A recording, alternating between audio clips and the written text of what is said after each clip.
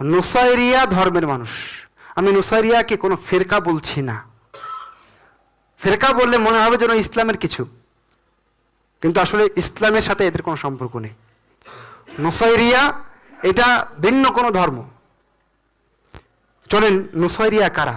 যে নুসাইরিয়াকে লালন করত এই বাশার আল আসাদ এবং তার বাবা এবং তাদের সাথে যারা মিত্রতা গড়ে তুলেছিল সেই দেশের, তাদের যে আকিদা ছিল, তারা আলী ইবনে আবি তালেব রাদিয়াল্লাহু তাআলা আনহুকে ইলাহ, মাবুদ হিসেবে বিশ্বাস করে।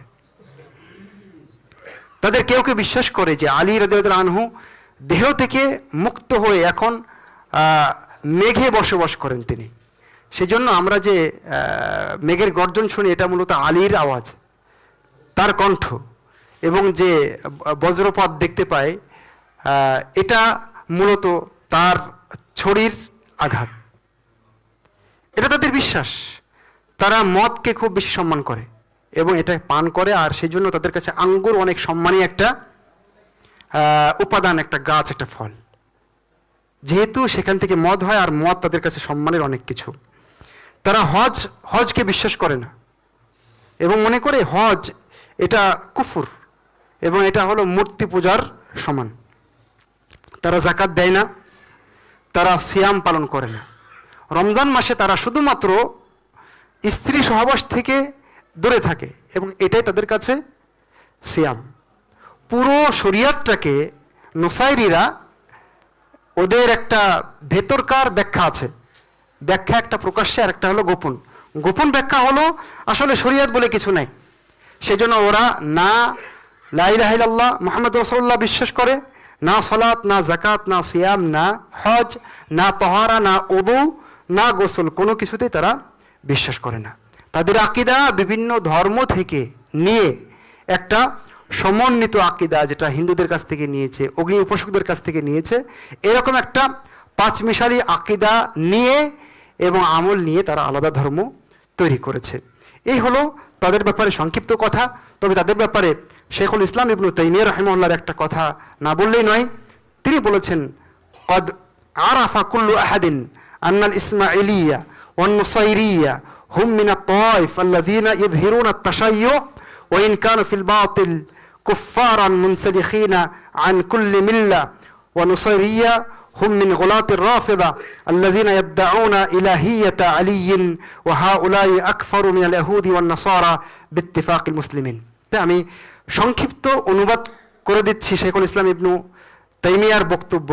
উনি বলছেন, নুসাইরিয়া এরা হচ্ছে এমন ফেরকা, এমন লোক যারা উপরে উপরে দেখায় আলীকে ভালোবাসে, কিন্তু এরা আসলে গোপনে ইসলামের প্রত্যেক দল থেকে বা ইসলাম সহ অন্যান্য যত ধর্ম আছে সবগুলো থেকে মুনসালিখিন, এরা বের হয়ে গেছে এবং তারা চরমপন্থী রাফেদা, যারা ইদ্দাউনা ইলাহিয়াতা আলী, যারা আলী রাদিয়াল্লাহু তাআলা আনহু মাবুদ হওয়ার ব্যাপারে দাবি করে থাকে, এটাকে বিশ্বাস করে থাকে।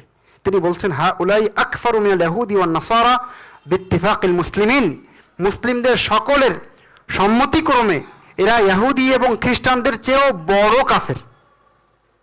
ওরা যে এমন কাফের, ইহুদি এবং খ্রিস্টান তাদের চেয়ে বড় কাফের হচ্ছে এই নুসাইরিয়া বাশার আল আসাদ। আমরা তো অনেকেই জানতাম না, আমরা মনে করতাম যে এত মুসলিম, এত কিছু কেন হচ্ছে। তো আমাদের এগুলো খবর রাখতে হবে ভাই। যদি আমরা খবর না রাখি তাহলে কিন্তু অনেক ক্ষেত্রে আমাদের সিদ্ধান্ত নিতে, মন্তব্য করতে আমাদের ভুল হয়ে যাবে।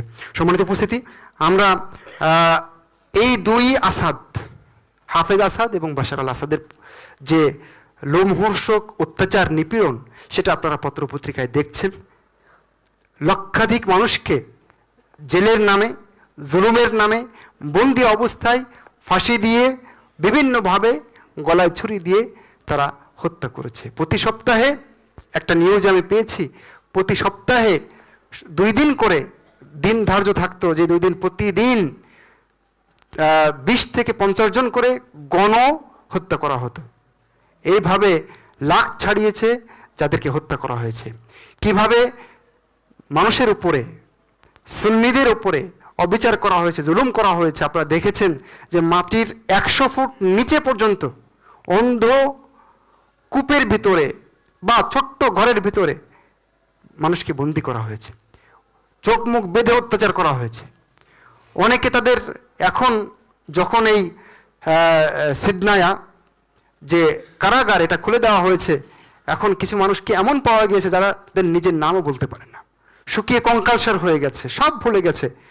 এত অত্যাচারের স্টিম রোলার সে এবং তার পরিবার চালিয়েছে।